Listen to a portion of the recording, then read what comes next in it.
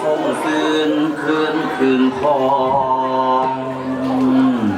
เสียงทองกลองใช้เสียงดังไปบ่ขาดมหาสังกาดนกยายราศีเป็นลาดูแก้มกายสวย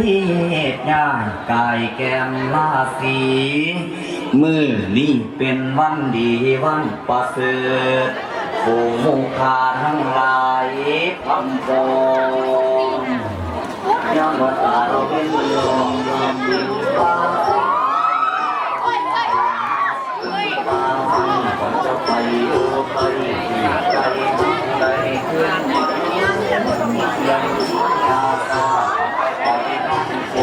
อยู่ในต้นฟ้าก่อนจะไปบ้านยาแก้มเขาตั้งจมูกเงามันแจ่มเมียนา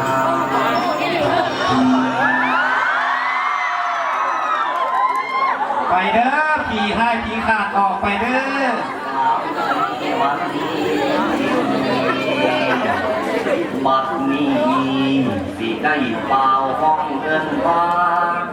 ความเดินหวานหวานมาเด้อวันยุไก่ให้ยับมาใกล้